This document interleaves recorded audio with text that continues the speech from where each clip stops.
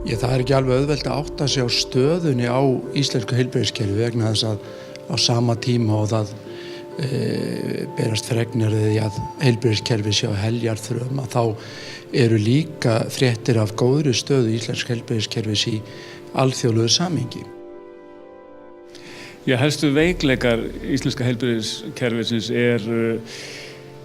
kannski helgast fyrst og fremst af því að kerfið er sundurlaust og það skortir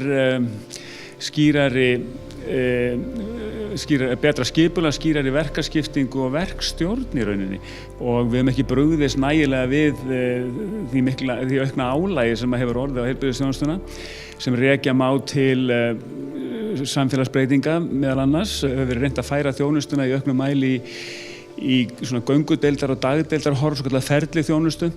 En aðstaðan til þeirra starfsemi hefur ekki fylgt með, má segja. Það má segja að þessi mál séu komin í eindaga hjá okkur. Við hefðum þurft að bregðast við mun fyrr. Það gríðarleg mannekla víða í heilbrigðiskerfinu og ekki síst meðal hjúkrunarfræðinga á Landspítalanum og meðal heilsugæslulækna út á landi. Og svo náttúrulega búið að vera fjárskortur í heilbrigðiskerfinu í langan tíma.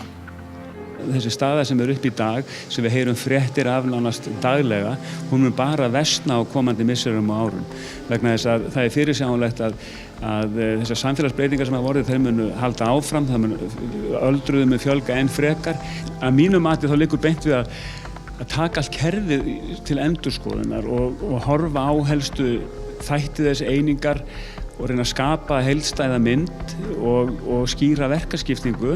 Við þurfum að geta gripið fyrr inn í vandamál fólksheima sem með langvinna sjúkdóma og verður fyrir því að ástand versnar, að þá sé greitt aðgengi að viðeigandi þjónustu sem getur verið aðkallandi en kannski ekki á því stigi þörf fyrir bráða þjónustu. Við viljum geta gripið inn í áður en að því kemur og þá þarf að skapa farvegi fyrir þessa einstaklinga og í því skyni þarf meðal annars að efla ferli þjónustu, það er að segja göngudeildar þjónustu Landspítalans verulega og skilgreina hlutverk spítalans í þessari samfélagsþjónustu sem við erum að ræða um.